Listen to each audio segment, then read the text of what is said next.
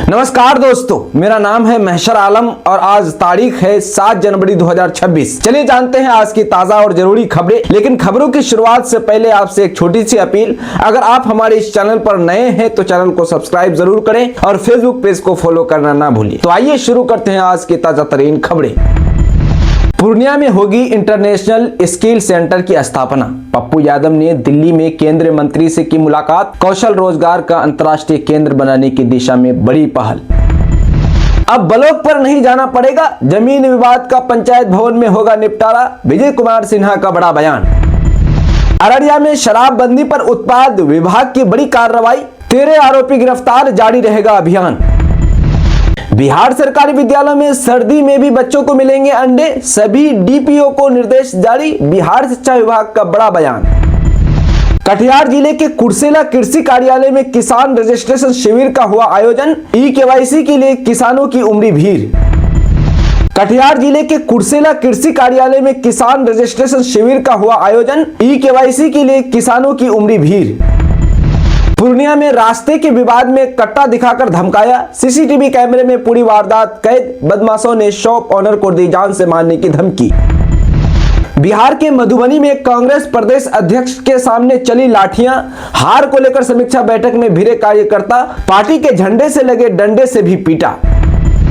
RLM party के अध्यक्ष कुशवाहा के पास अब नहीं लौटेंगे उनके विधायक। बागी एमएलए रामेश्वर महतो बोले, राजनीति छोड़ दूंगा लेकिन उनके साथ नहीं जाऊंगा। पूर्णिया के जलालगढ़ में अंचल अधिकारी ने सीएससी सेंटर का किया उद्घाटन। अंचल अधिकारी ने कहा कि ऑनलाइन कार्यों में मिलेगी सुविधा, मनमाना शुल्क वसूली पर लगेगी रोक। पूर्णिया के जलालगढ़ में अंचल अधिकारी ने सीएससी सेंटर का किया उद्घाटन। अंचल अधिकारी ने कहा कि ऑनलाइन कार्यों में मिलेगी सुविधा, मनमाना शुल्क वसूली पर लगेगी रोक। दुनिया का सबसे ऊंचा शिवलिंग विराट रामायण मंदिर पहुंचा, पूजा के लिए उमड़ी भीड़। 17 जनवरी को है स्थापना, 5 नदियों के जल से अभिषेक, हेलीकॉप्टर से बरसेंगे फूल। पूर्व आईपीएस आलोक राज ने दिया इस्तीफा। रिटायरमेंट के बाद मिली थी बिहार कर्मचारी चयन आयोग की जिम्मेदारी, 2 दिन पहले ही संभाली थी कुर्सी। बिहार के हाजीपुर में ईंट भट्टा शुरू होते ही 80 फीट ऊंची चिमनी फटी। भीषण विस्फोट में मैनेजर और 2 फायरमैन जख्मी, करोड़ों की संपत्ति का नुकसान। कोचिंग संचालक पर शारीरिक शोषण, ब्लैकमेलिंग का आरोप। किशनगंज में छात्र की संदिग्ध स्थिति में गई थी जान, पुलिस ने आरोपियों के घर पर चिपकाया नोटिस। बिहार के 25 जिलों के लोग अगले 48 घंटे के लिए हो जाएं सावधान। आईएमडी ने जारी किया ऑरेंज अलर्ट। जी हां, आपको बता दें कि बिहार में इस समय ठंड और घने कोहरे का प्रकोप जारी है। मौसम विज्ञान केंद्र पटना के अनुसार 7 जनवरी से 8 जनवरी तक राज्य के कई जिलों में घना कोहरा और कोल्ड डे की स्थिति बनी रह सकती है। सुबह और रात के समय विजिबिलिटी काफी कम रहने की संभावना है। इससे सड़क और रेल यातायात प्रभावित हो सकता है। किशनगंज में 4 घर जलकर राख। बहादुरगंज के झिंगाकाटा हाट में आगजनी, इलाके में मची अफरा तफरी। जी आपको बता दें कि किशनगंज जिले के बहादुरगंज थाना क्षेत्र के महेश भतना पंचायत के वार्ड नंबर 12 स्थित झिंगाकाटा हाट में सोमवार को भीषण आग लग गई। इस घटना में 4 घर जलकर राख हो गए हैं। आगजनी में आवासीय घरों के साथ साथ जलावन आदि के घर भी जल गए हैं। इसमें लाखों रुपए की संपत्ति के नुकसान का अनुमान लगाया गया है। जानकारी के अनुसार सोमवार दोपहर अचानक घरों में आग लग गई थी। बिहार बोर्ड मैट्रिक परीक्षा 2026 का प्रवेश पत्र जारी। जी आपको बता दें कि बिहार विद्यालय समिति द्वारा विज्ञापित के अनुसार मैट्रिक परीक्षा 2026 का प्रवेश पत्र 6 जनवरी यानी बीते दिनों से समिति की आधिकारिक वेबसाइट exam.biharboardonline.org पर उपलब्ध कराया गया है, जहां जाकर आप डाउनलोड कर सकते हैं।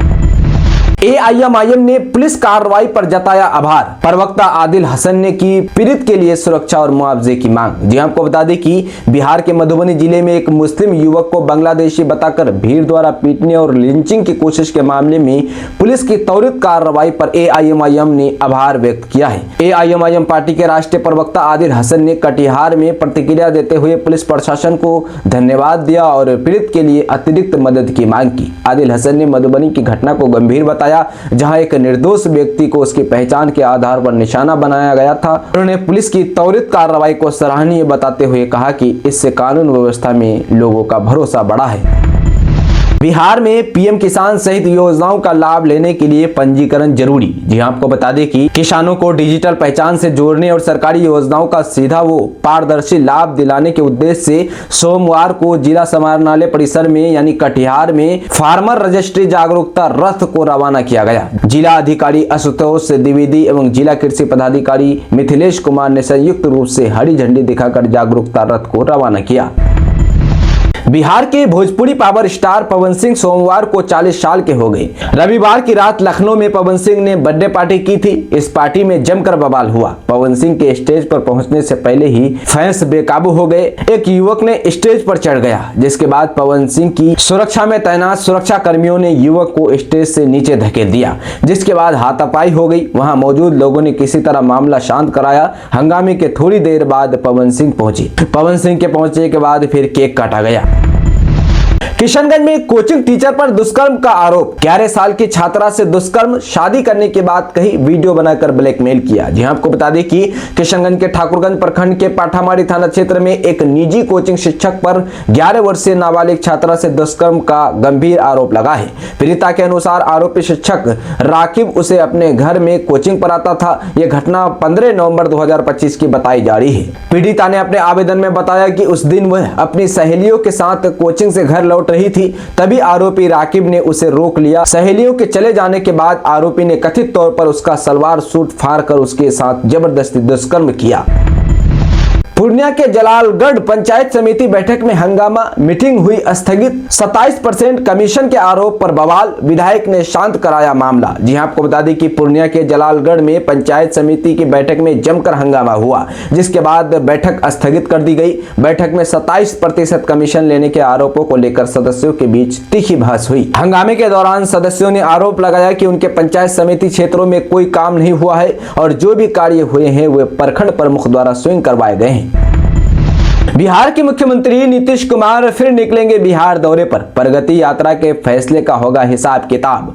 जी हां, आपको बता दें कि बिहार के मुख्यमंत्री नीतीश कुमार एक बार फिर प्रदेश भ्रमण की तैयारी में हैं। सूत्रों के मुताबिक मुख्यमंत्री जल्द ही राज्यव्यापी यात्रा पर निकल सकते हैं, जिसके जरिए वह बिहार के अलग अलग जिलों का दौरा करेंगे। इस यात्रा के दौरान मुख्यमंत्री न सिर्फ विकास योजनाओं की जमीनी हकीकत का जायजा लेंगे, बल्कि बिहार चुनाव से पहले की गई प्रगति यात्रा के दौरान लिए गए निर्णयों और घोषित योजनाओं का उद्घाटन व शिलान्यास भी करेंगे। सूत्रों की माने तो मुख्यमंत्री सचिवालय स्तर पर यात्रा की रूपरेखा को अंतिम रूप दिया जा रहा है। यात्रा की तारीखों और कार्यक्रमों को लेकर मंथन चल रहा है और बहुत जल्द ही इसकी आधिकारिक घोषणा मुख्यमंत्री सचिवालय की ओर से की जा सकती है। माना जा रहा है कि ठंड के असर कम होने या मकर संक्रांति यानी 14 जनवरी के बाद मुख्यमंत्री नीतीश कुमार अपनी इस अहम यात्रा की शुरुआत कर सकते हैं। सीएम की यात्रा को लेकर बिहार के सभी जिलों में तैयारी चल रही है। सभी जिलों के डीएम एसपी को तैयारी करने का निर्देश दिया गया है। यात्रा के लिए जिलावार स्थल का चयन किया जा रहा है। पूर्णिया जिला में पुलिस पब्लिक फ्रेंडली क्रिकेट का आयोजन। एसपी के निर्देश पर विभिन्न थाना इलाकों में खेला गया टूर्नामेंट। संबंध मजबूत करना रहा कार्यक्रम का उद्देश्य। जी हां, आपको बता दें कि पूर्णिया में पुलिस और पब्लिक के बीच के संबंध मजबूत करने फ्रेंडली क्रिकेट टूर्नामेंट का आयोजन किया गया। एसपी स्वीटी सहरावत के निर्देश पर जिले के विभिन्न थाना क्षेत्रों में पुलिस पब्लिक सप्ताह के तहत ये आयोजन किया गया। इसमें पुलिस के जवान आए और आम लोगों ने बढ़ चढ़ कर हिस्सा लिया। इस क्रम में मधुबनी थाना के नगर रौटा थाना और सदर थाना, जानकी नगर थाना समेत कई अन्य थाना की ओर से अपने अपने थाना क्षेत्रों में पुलिस पब्लिक मैत्री क्रिकेट टूर्नामेंट खेला गया। बीजेपी की विचारधारा ने गांधी को कई बार मारा। शकील अहमद, कांग्रेस नेता शकील अहमद का बड़ा बयान। जी हां, आपको बता दें कि मनरेगा खत्म करने की साजिश रचने का आरोप लगाया है। शकील अहमद ने कटिहार में एक प्रेस वार्ता के दौरान कांग्रेस के वरिष्ठ नेता और पूर्व विधायक शकील अहमद ने भारतीय जनता पार्टी, बीजेपी और राष्ट्रीय स्वयं सेवक संघ आरएसएस पर तीखा हमला बोला है। उन्होंने आरोप लगाया है कि बीजेपी की विचारधारा ने महात्मा गांधी को कई बार मारा है और गोडसे केवल एक व्यक्ति नहीं बल्कि उस विचारधारा का प्रतीक था जिसे आज बीजेपी और आरएसएस आगे बढ़ा रहे हैं। शकील अहमद खान ने कहा कि आरएसएस और बीजेपी के कई चेहरे हो सकते हैं, लेकिन हर जगह मजदूरों, गरीबों और आम जनता के प्रति असम्मान ही दिखाई देता है। उन्होंने ये भी आरोप लगाया कि महात्मा गांधी के नाम से जुड़ी सबसे बड़ी योजना मनरेगा को खत्म करने की साजिश रची जा रही है और ये बीजेपी के द्वारा रची जा रही है। अररिया के पलासी में नेपाली शराब के साथ युवक गिरफ्तार, डायल 112 टीम ने गश्ती के दौरान की कार्रवाई। जी आपको बता दें कि अररिया जिले के पलासी थाना क्षेत्र में पुलिस ने शराबबंदी कानून के तहत एक बड़ी कार्रवाई की है। गश्ती के दौरान डायल 112 टीम ने एक युवक को नेपाली शराब के साथ गिरफ्तार किया है। आरोपी पैदल घूम कर अवैध रूप से शराब बेच रहा था। पुलिस को गुप्त सूचना मिली थी कि एक व्यक्ति पैदल शराब बेच रहा है। सूचना मिलते ही डायल 112 टीम ने त्वरित कार्रवाई करते हुए आरोपी को धर दबोचा। तलाशी के दौरान उसके जैकेट के नीचे कमर पर छिपा कर रखी गई ब्रांड की नेपाली शराब की 2 बोतलें बरामद की गई है। किशनगंज जिले में दहेज के लिए महिला को घर से निकाला, पति और ससुराल वालों पर मारपीट का आरोप, महिला थाने में केस दर्ज। जी आपको बता दें कि किशनगंज में दहेज की मांग पूरी न होने पर एक महिला को पति और ससुराल वालों ने मारपीट कर घर से निकाल दिया। पीड़िता की शिकायत पर शहर के मोतीबाग करबला निवासी मैदुल के खिलाफ महिला थाने में मामला दर्ज कर लिया गया है। पुलिस मामले की जाँच कर रही है। जानकारी के अनुसार बंगाल के ग्वालपोखर थाना क्षेत्र स्थित खमार पोखर गाँव की गुलशाद बीबी की शादी 6 साल पहले मैदुल से हुई थी। शादी के बाद से ही पति और ससुराल वाले उससे 2 लाख रुपए दहेज की मांग कर शारीरिक और मानसिक रूप से प्रताड़ित करने लगे थे। खबर अररिया जिला से है। मनरेगा में बिना काम का 61,000 की निकासी, पोखर निर्माण के नाम पर वित्तीय अनियमितता का आरोप। जी आपको बता दें कि बिहार के अररिया जिले के कुर्साकाटा प्रखंड की सौर गांव पंचायत में महात्मा गांधी राष्ट्रीय ग्रामीण रोजगार गारंटी योजना मनरेगा के तहत बड़ी वित्तीय अनियमितता सामने आई है। वार्ड नंबर 8 में एक पोखर निर्माण योजना के लिए बिना कोई काम किए हुए 61,740 रुपए की राशि निकाल ली गई है। स्थानीय निवासी अमृत आनंद ने उप विकास आयुक्त डीडीसी अररिया को लिखित शिकायत दी है। शिकायत के अनुसार लाभार्थी श्याम सुंदर यादव की निजी भूमि पर पोखर निर्माण का आरोप है। हालांकि मौके पर आज तक कोई कार्य शुरू नहीं हुआ है। आरएलएम पार्टी के अध्यक्ष कुशवाहा की पार्टी में टूट तय, बागी विधायक ने कर दिया बड़ा ऐलान, राबड़ी देवी की भी कर दी चर्चा। जी हमको बता दें कि राज्यसभा सदस्य उपेंद्र कुशवाहा की पार्टी राष्ट्रीय लोक मोर्चा आरएलएम का बिखराव अब संभलता नहीं दिख रहा है। उनके एक बागी विधायक ने यहां तक कह दिया है कि राजनीति से संन्यास ले लेंगे, लेकिन ऐसे व्यक्ति के पास नहीं लौटेंगे जो कहे कुछ और करे कुछ। पांचपट्टी विधायक रामेश्वर महतो ने पत्रकार से बातचीत में अपनी पीड़ा खुलकर बयां की है। साथ ही उन कार्यकर्ताओं का भी पक्ष रखा है जो वर्षों से कुशवाहा के साथ है। उन्होंने कहा कि राबड़ी देवी जब सीएम बनी तो उसके 20 साल बाद उनके 2 बेटे चुनाव लड़े, विधायक चुने गए और मंत्री बने, लेकिन कुशवाहा के बेटे ने कौन सा चुनाव लड़ा। रामेश्वर महतो ने सवालिया लहजे में कहा कि यह क्या मतलब हुआ कि समाज सेवा की बात करते हैं और मेवा खाने में लग जाते हैं। एक ही परिवार में 4-4 पद, तो बाकी लोग कहां जाएंगे? जो जिंदाबाद जिंदाबाद कर रहा है वो कहां जाएंगे? उनके घर में भी तो चूल्हा जलना चाहिए। 2026 में समस्तीपुर को मिलेगा एक और शानदार पुल, दरभंगा तक बढ़ेगी कनेक्टिविटी। जी आपको बता दें कि बूढ़ी गंडक नदी पर हकीमाबाद और नागर बस्ती के बीच बन रहा बहुप्रतीक्षित पुल वर्ष के अंत तक तैयार होने की संभावना है। पुल निर्माण का कार्य तेजी से प्रगति पर है और सभी पिलर खड़े हो चुके हैं। वर्तमान में पुल के ऊपरी ढांचे सुपर स्ट्रक्चर का निर्माण कार्य जारी है। इस महत्वपूर्ण परियोजना का निर्माण कार्य बिहार राज्य पुल निर्माण निगम लिमिटेड द्वारा कराया जा रहा है। अधिकारियों के अनुसार तय समय सीमा के भीतर कार्य पूरा करने का लक्ष्य रखा गया है ताकि जल्द से जल्द इसे आम लोगों के लिए खोल दिया जा सके। पुल के बनकर तैयार होने से हकीमाबाद, नागर बस्ती सहित आसपास के इलाकों के लोगों को बड़ी राहत मिलेगी। खासकर दरभंगा जाने वाले यात्रियों के लिए यह पुल बेहद सहूलियत भरा साबित होगा। अभी लोगों को वैकल्पिक और लंबा रास्ता अपनाना पड़ता है, जिससे समय और ईंधन दोनों की बर्बादी होती है। रास्ते खुद ब खुद बन जाते हैं हमारे लिए, लालू यादव से मिले तेजस्वी तो चर्चा में आए ये ट्वीट। जी आपको बता दें कि लगभग 1 महीने के विदेश दौरे के बाद राष्ट्रीय जनता दल राजद के वरिष्ठ नेता तेजस्वी यादव भारत लौट आए हैं। दिल्ली पहुंचने के बाद सोमवार देर रात उन्होंने पंडारा पार्क स्थित मीसा भारती के सरकारी आवास पर पार्टी सुप्रीमो और अपने पिता लालू प्रसाद यादव से मुलाकात की। इस मुलाकात के साथ ही सोशल मीडिया पर एक ट्वीट तेजी से चर्चा में आ गया है, जिसने राजनीतिक गलियारों में नई अटकलों को जन्म दे दिया। लालू यादव से मुलाकात के दौरान सोशल मीडिया प्लेटफॉर्म पर तेजस्वी यादव के नाम से जुड़े एक पैरोडी अकाउंट से ट्वीट किया गया।